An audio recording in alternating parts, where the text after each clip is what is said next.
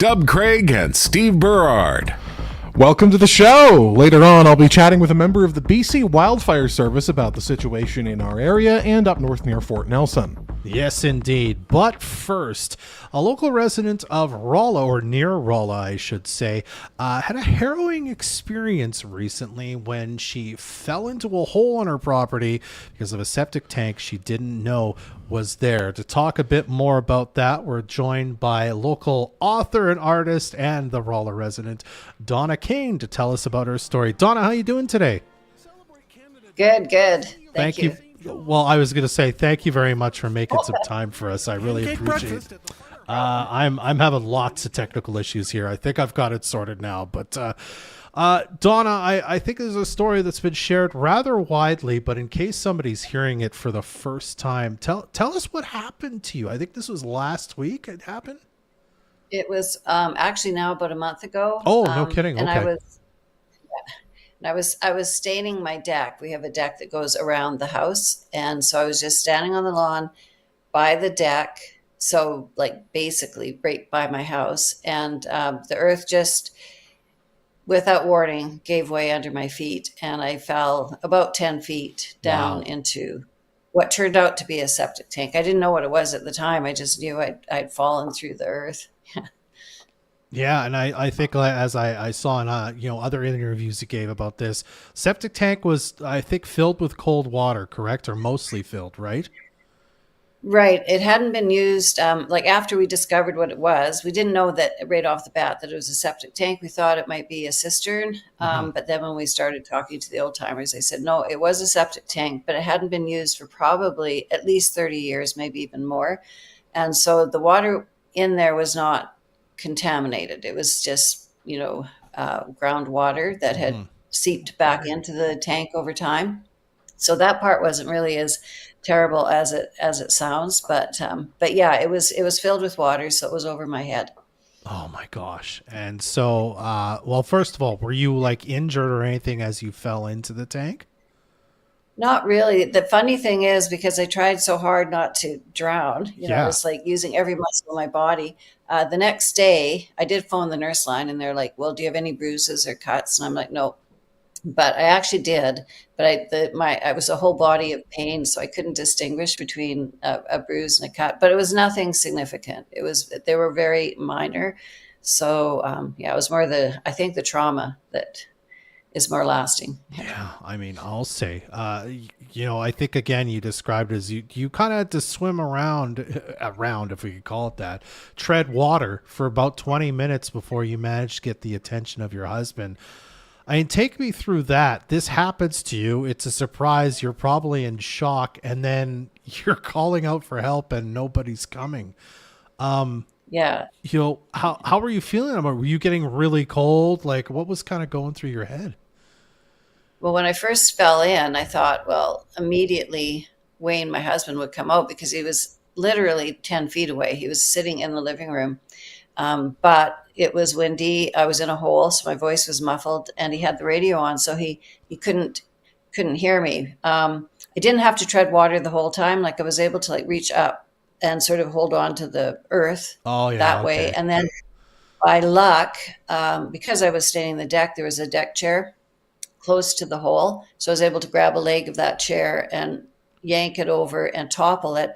And then I used one of the spindles of the chair like a monkey bar. So I hung on that way, which was a lot, I'm pretty good at treading water, but I'm not sure how long I could have lasted if I couldn't get part of my body out of the water. It was super cold. It was ice cold because it had just, melted. So. Mm-hmm.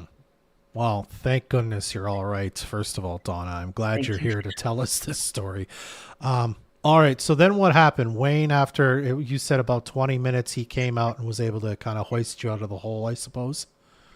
Yeah, I think he started to wonder, where's Donna? Yeah. So he came out the French door, and that's right where the hole was. And he could see the chair on top of the hole. And he was like, he had no idea what had happened. And he ran over and saw me in the hole. And it was effortless. He pulled me out like I was a piece of paper. I think the adrenaline was going so that he said, no, it was no effort at all to get me out of there because I didn't know how I'd get out. But he just reached down, grabbed me, and pulled me out. So, yeah.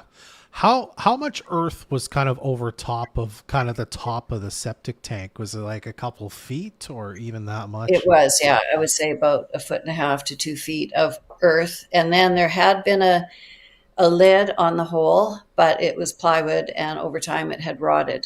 And I think, because clay normally, when we're not in drought conditions, is very absorbent, like it can hold the moisture and it is pretty stable. But with our drought conditions, the clay around here anyway has just turned to crumbs. So I think the earth just collapsed because of the drought, and that hole had been there the whole time and just was, not evident because the clay was holding itself together. Mm-hmm. How you had said earlier how long it had been since you think the septic tank was in use again? What was kind of what you said there? Yeah, I think it was built over 60 years ago. We talked to a fellow who's been here forever, and he was a teenager when he helped put that septic tank in. Mm-hmm. So it would be well over 60 years old, and I believe it hadn't been used for at least 30 years. So Okay. it just, I guess, got forgotten, and they put the lid over and thought that would hold, but and it did for a long time. Mm-hmm. Then it didn't.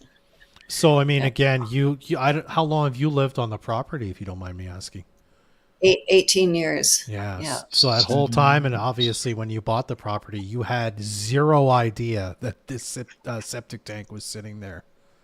Yeah. And I think that's like part of the reason I shared the story is that I would say most homesteads have things buried underground, and they're not necessarily documented because, that was back in the era when, people just were settling here and they were building their things, and they didn't report anything to, say, regional district. So, yeah, I just feel like there's a lot of old home sites that if people are buying a place and it's been previously owned and it's out in the country, yeah, just to be mindful, like to see if they can find out. I don't know if all those records, like I say, would be available through the regional district, but definitely if you see a depression in your lawn, check it out. Because we had noticed the last year that there was a little depression, but it was just dirt underneath. So we thought, well, I don't know what that is. So we just kept, covering it up with a little bit of dirt, and it seemed fine. Like we had no idea.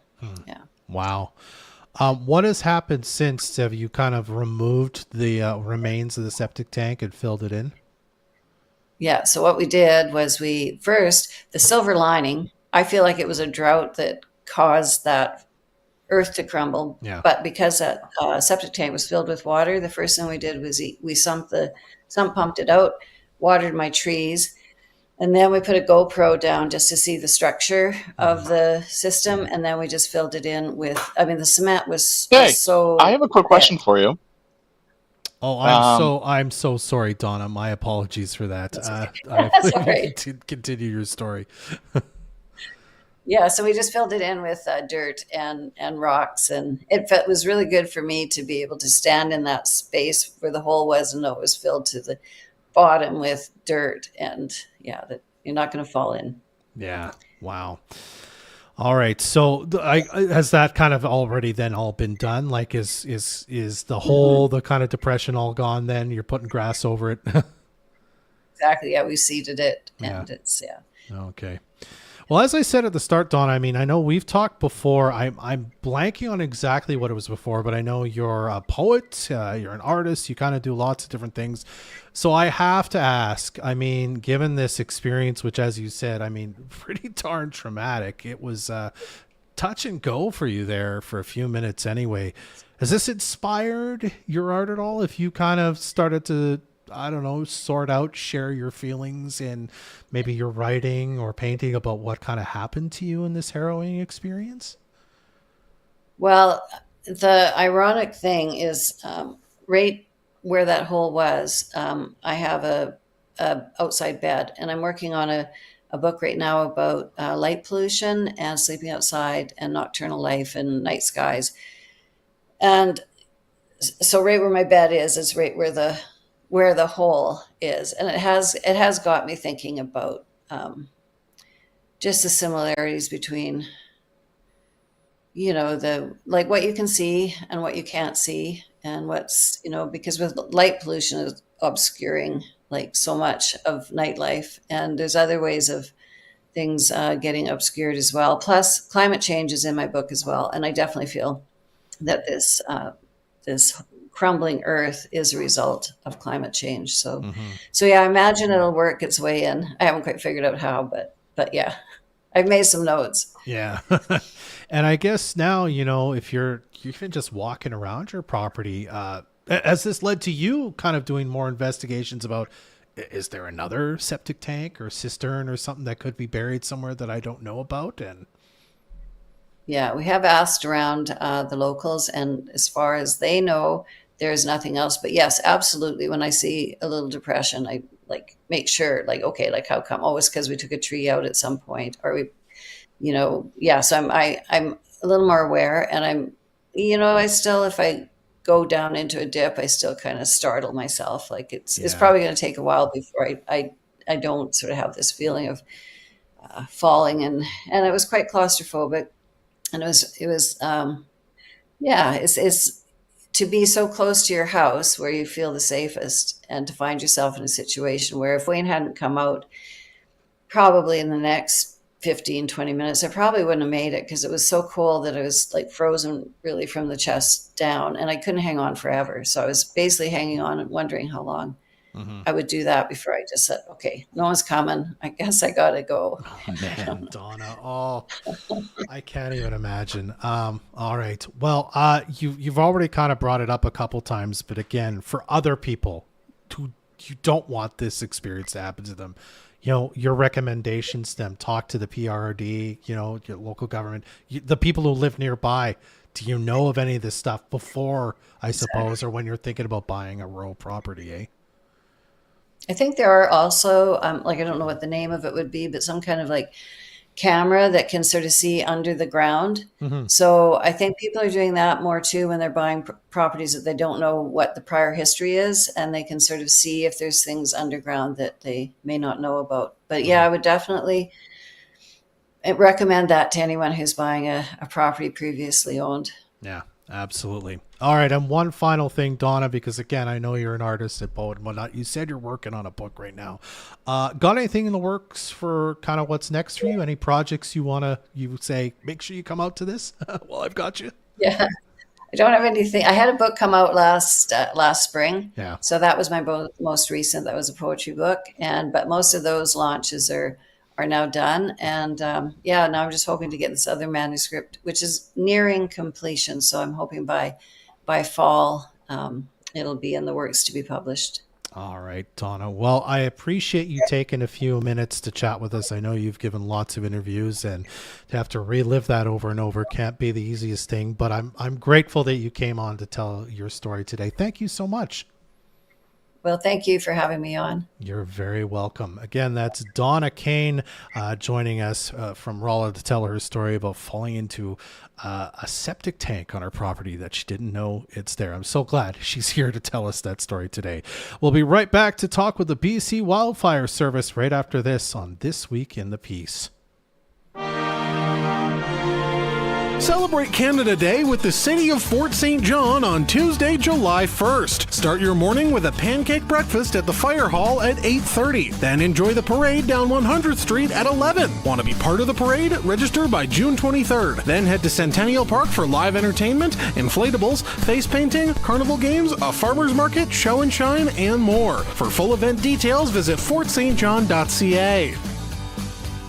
The Great Canadian Oil Change is back in Fort St. John with a brand new state-of-the-art facility. They offer oil changes in 15 minutes, tire rotations, and all regular maintenance needed for your vehicle, all of which can be done without having to leave your car and with no appointment. Whether it's a simple swap like changing a tail light or something a little more in-depth like changing your fuel filter, their expert technicians know how to keep your car on the road. The Great Canadian Oil Change, now open on the corner of Alaska Road and 101st Street. Convenient, trusted, expert care. Petite Petal has moved from the little yellow house to a new little house on 100th Ave. With this location, Petite Petal has plenty of room to grow and expand, like with the brand new flower bar, where you can come in and build your own custom bouquet. Stay tuned for new products, services, and classes too. Explore the new chapter of Petite Petal today, now located at 9635 100th Ave. Stop by and see it for yourself or follow Petite Petal Company on socials for more details. Get ready because the Fort St. John Métis Society's weekly bingo is having its final game of the season this Tuesday, June the 3rd at 7 p.m. We'll be playing 4 games this week. $400 for the straight line, $500 for the X, $800 for the big picture frame, and a blackout jackpot worth $1,800. Grab your blue cards for just $5 at the Fort St. John Métis Society office, the Canadian Grind, and more locations listed on moosefm.ca/bingo. Don't miss the final game of the season this Tuesday at 7 p.m. on moosefm.ca/bingo. BC Gaming License 153829, 19 plus only. Know your limit. Play within it. Hey, Peace Country, does Dad's backyard look more like a jungle than a getaway? It's time to do something about it with Moose FM's Ugliest Backyard in the Peace. Brought to you by Arctic Spas and Rentco Equipment Limited. Just snap a pic of Dad's disaster zone and head to moosefm.ca/ugliestbackyard to enter. One lucky dad will win a Father's Day prize pack that'll help transform that mess into backyard bliss. Proudly supported by Fort St. John Co-op, the Hairbin, Merwin Optical, the Pomeroy Hotel and Conference Center, and your home for local fun. 100.1 Moose FM. Happy Father's Day. Moose Country weather. Today we're going to see a mix of sun and clouds, some wind, southwest 30 gusting to 50. We get to a high of 18. Tonight, partly cloudy sky, 30% chance of showers late this evening and overnight, a low of 10. For tomorrow, a mix of sun and cloud, some wind west 30 gusting to 50 in the morning, a high of 16, and sunshine for Sunday, June 1st, we'll see a high of 17. You can watch this show live on Facebook, catch the replays at Energeticcity.ca, or be part of the show by texting your thoughts to the Fort City Chrysler line at 250-787-2222. All right, we're still hoping to talk to somebody from the BC Wildfire Service. We're having just a little difficulty getting it set up, but we're going to take another quick break and hopefully we'll have them to talk to us and give us an update on the situation in the Prince George Fire Center, most specifically Northeast BC, right after this on This Week in the Peace. It's time to celebrate spring with the gift of bling during Carter's Jewelers' Big Spring Clearance Sale on now. Get up to 50% off store-wide. Silver chains, half off. Gold chains, 40% off. And stunning diamond engagement rings, 25% off. Don't wait. Everything's up to 50% off, but it won't last. Get in while the selection's at its best. Find brand name watches, 20% off. Shop the Big Spring Clearance Sale on now for a limited time. Only at Carter's Jewelers. 9908 101st Avenue, Fort St. John. What do you want to give, boys? I'm going to give 300. All right, I'm in now. 300. I'm in now. Rhythm Auctions is now gearing up for their next on location in the Rhythm Auctions yard on June 28th. Turn your items into cash. Consign your equipment today. They are now accepting vehicles, ATVs, RVs, and lumber. Call Aaron or Cameron at 250-261-8901. That's 250-261-8901. Check them out online at rhythmauctions.com. Feeling thrifty? Lakeside Thrift and Consignment is home to low-cost, second-hand goods, plus high-quality, locally made items. You never know what you'll discover next. Lakeside Thrift and Consignment, just off the highway beside Canada Post in Charlie Lake. Hey, Peace Country, does Dad's backyard look more like a jungle than a getaway? It's time to do something about it with Moose FM's Ugliest Backyard in the Peace. Brought to you by Arctic Spas and Rentco Equipment Limited. Just snap a pic of Dad's disaster zone and head to moosefm.ca/ugliestbackyard to enter. One lucky dad will win a Father's Day prize pack that'll help transform that mess into backyard bliss. Proudly supported by Fort St. John Co-op, The Hairbin, Merwin Optical, the Pomeroy Hotel and Conference Center, and your home for local fun. 100.1 Moose FM. Happy Father's Day. Accidents can happen in a blink of an eye. Whoa, where the heck did that guy come from? Thankfully, a dash camera from Petron Communications can capture it all. When the unexpected happens, a dash camera can be a critical aid, especially when you're not at fault. Visit the team at Petron Communications today to browse their inventory of dash cameras and have them installed in your vehicle today. Petron Communications, located on Alaska Road in Fort St. John and at petron.ca. Jumpstart your summer with Wendy's delicious drinks. Enjoy a small iced coffee, frosty chino, or frosty fizz for only $1.99. But hurry, get your $1.99 small drink at participating Wendy's, only available until June 29th. Taxes extra. Need an afternoon pick-me-up? Join 100.1 Moose FM just after 3 p.m. every day for the Chances Casino Happy Hour. Each day we'll give you a key word from Chances, and if you text it into the Fort City Chrysler line, you'll be entered for a weekly prize from Chances Casino and Just Jack's Restaurant. It's the Chances Casino Happy Hour contest every weekday at 3:10 and only on 100.1 Moose FM.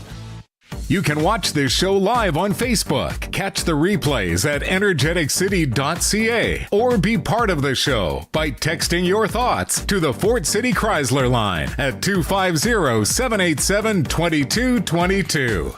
Welcome back to the show. I'm Steve. The last couple of days have seen a huge spike in wildfire activity in the Peace region and the surrounding area. The Fort Nelson zone has been particularly active, but we've also seen the first evacuation order of the season south of Dawson Creek. To walk us through it all now, we're joined today by Jeromy Corrigan from the BC Wildfire Service. Jeremy's on the phone with us right now. How are you doing, Jeromy?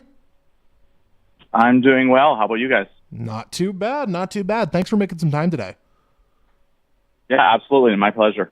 To start with, because I don't think we've actually had you on the show before, can you give us a quick rundown of sort of your role within the Prince George Fire Center? Yeah, so I'm an information officer rostered for the Prince George Fire Center for this prep period.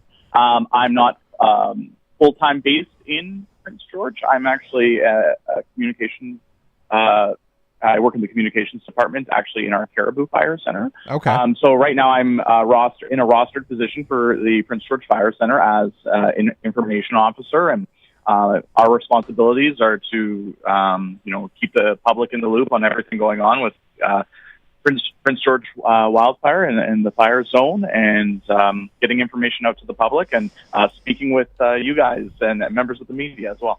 Okay, awesome. So I want to start by talking about the Kiskatinaw River fire south of Dawson Creek that led to the evacuation yesterday. Mm-hmm. There was the evacuation order, the evacuation alert from the PRRD, and there was also an emergency alert over on the Alberta side of things. Can you sort of walk me through what the BC Wildfire Service's perspective of all that was as it was happening? Yeah, for sure. Let's rewind, I guess, about 48 hours ago. The Kiskatinaw River fire was discovered on Wednesday, May 29th. And over the course of the last 48 hours, we've seen from central all the way up to northern BC. We saw on Wednesday, we saw some very hot, above seasonal temperatures, dry. And then moving into yesterday, Thursday, those dry conditions continued, and yesterday up in the Dawson Creek zone, we saw wind gusts really pick up more than what was originally forecasted, which resulted in this Kiskatinaw River fire growing as quickly as it did. At last check, it was estimated and tracked at 4,590 hectares in size, and as you mentioned, it is close to the Alberta border, and us at BCWS have been working with Alberta Wildfire about the potential of the Kiskatinaw River wildfire moving east and into Alberta, because that is the direction it was growing towards and moving towards.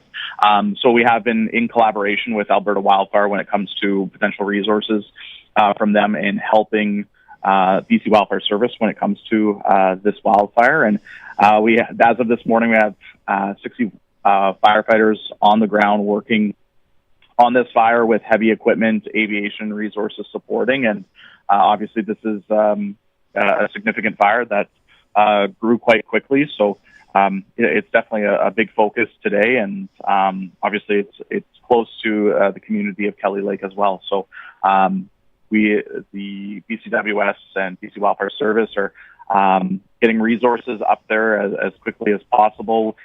We have had structural protection units up in Kelly Lake. They arrived yesterday afternoon, early evening, and they worked throughout the night when it comes to getting structural protection set up in the community of Kelly Lake.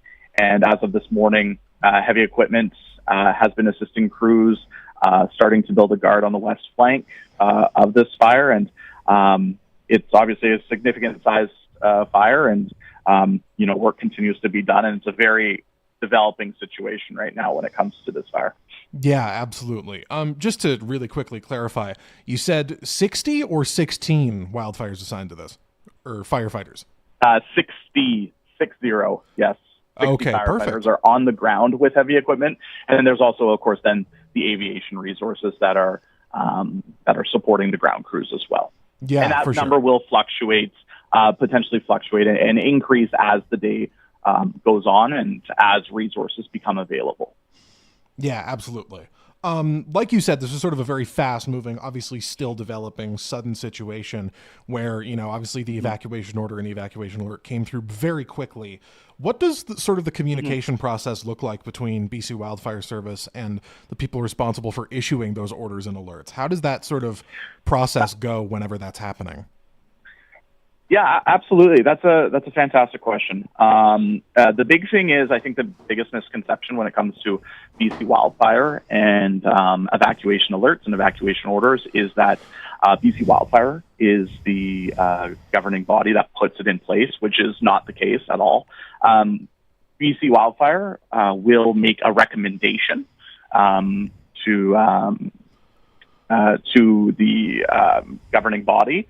And it'll be up to, in this case, so it'd be the Peace River Regional District who makes that. So we make the BCWS makes the recommendation, and then it is up to the governing body to put in either an alert or an order in that regard. Okay, awesome. I want to turn our attention for a second. We've been talking a lot about the Kiskatna fire, a lot of resources being devoted to that, but I also want to turn a little bit north to the Fort Nelson fire zone, because there's been a lot of activity over there, lots of new wildfires, lots of wildfires that were already existing that have grown a lot. Can you tell me a bit, you obviously mentioned the weather, but can you sort of walk me through some of the factors and why that's been happening? Yeah, so obviously last year was a significant year when it comes to the Fort Nelson zone and how many fires we saw up in Fort Nelson. Many of the fires that we've seen pop up over the course of the last week or so are overwintering fires, which are fires from a previous season. Right now, we actually have a complex up in Fort Nelson with an incident management team up there, and they're responsible for the overwinter fires. They're currently overseeing about 19 of them. And currently right now up in that complex, there are over 200 personnel, 15 aircraft, 16 pieces of heavy equipment. And part of it when it comes to the overwintering fires, and a big reason for them is just the significant drought that region has dealt with over the course of the last 5-10 years. Right. If you go on the BCWS website, actually, there's a great YouTube video kind of showcasing how significant the drought is up in Fort Nelson and how deep these fires are actually burning into the ground because of the significant drought that they have up there. So that's causing some of these overwintering fires kind of repercolating up in the region. Yeah. You used a term there whenever you were sort of describing how they're handling this situation. You used the term incident management team. For people who maybe aren't familiar, can you give me a quick breakdown of what one of those is? Yeah, so essentially it's an incident management team. The easiest way I could describe it is essentially you will have, it's almost like taking a fire center and putting it remotely on a fire or on a complex, and you'll have all those resources. So an incident management team, for example, up in Fort Nelson, they'll have their own version of myself, an information officer. They'll have their own information officer. They'll have all the departments that we have here at the fire center. And it's just more so to put a team in place in the area of the fire. So it's easier for them to handle the situation being closer to the incidents rather than us here at the Prince George Fire Center, who is, 7-8 hours away.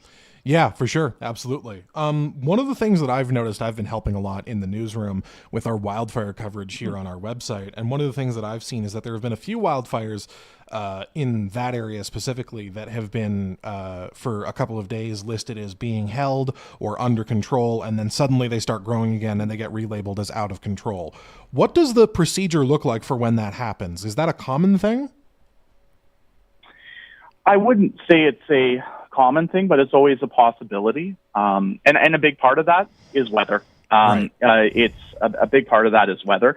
When a fire is listed as being held, that just means, that the wildfire isn't projected to grow any further. And then if potentially, hypothetically, you have some winds coming through, heavy winds coming through the region, it might blow some fuels into that fire, which would then result in the fire then potentially growing once again.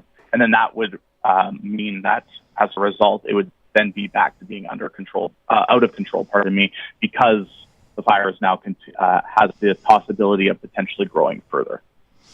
Right, for sure. Absolutely. So obviously, like you said, a lot of this is very much developing situation, still ongoing. If you had to give any sort of projections, what is BC Wildfire expecting for the Northeast, sort of the Fort Nelson, Fort St. John, Dawson Creek fire zones going into the weekend and the next couple of days? Yeah, that's a great question. So right now, today, there is, the good news is there isn't any anticipated lightning or thunderstorms in the forecast for the Fort Nelson, Fort St. John, Dawson Creek zones. So that's good news. Temperatures are expected to be more seasonal today. The one thing that is of note, though, for those zones, and especially for the Cascana River fire, is that we could be seeing some wind gusts forecasted today, anywhere from 15 to 25 kilometers an hour, and we could see gusts up to 40. So that will be a little bit challenging for crews on the ground. They've done an amazing job so far working on this fire, but that will be something that crews will be dealing with today, and depending on the winds and the smoke and a number of different factors that could potentially then affect our aviation resources. However, going into the weekends, the conditions in Dawson Creek and Fort St. John, it doesn't appear that they're going to get any thunderstorms or lightning, which is good when it comes to potential news starts. However, the attention will be towards the Fort Nelson zone, as there is a projected, it is forecasted that it looks like there could be some thunderstorm and lightning activity up in the Fort Nelson zone Saturday and Sunday, which could create some news starts in the region. So BCWS is very prepared right now when it comes to responding to news starts, and right now the organization is just preparing when it comes to the forecasted weather that kind of we're seeing up in the Peace Country. Okay, awesome. For people who want to monitor the situation, want to just learn more about what's going on, watch that YouTube video that you mentioned earlier, or if they want to go online and report a wildfire, where can they go to do that? The biggest thing for reporting a wildfire, you can download the BCWS app. It's a great resource, not only for the public, but also for us at the organization when it comes to reporting a new wildfire. There's a section in the app where you can report a wildfire. You can provide some information on what you're seeing. And the biggest thing, too, that's really neat and cool about the app and the report a wildfire function on it is you can actually take a photo and upload that photo to the report, and that will give our operations team here at the Prince George Fire Center or any of our fire centers across the province a good idea of what's fire behavior that the fire that you are reporting is displaying, and what kind of potential resources that we as an organization have to put on that fire. The biggest thing I would say, especially going into the weekends, is, we're getting into that time of year where people like to get out and about on the weekend and enjoy our, the beautiful weather in BC and our beautiful scenery. The biggest thing I would recommend is, first and foremost, wherever you're traveling in the area, make sure that the proper prohibitions that are in place, whatever zone you might be in.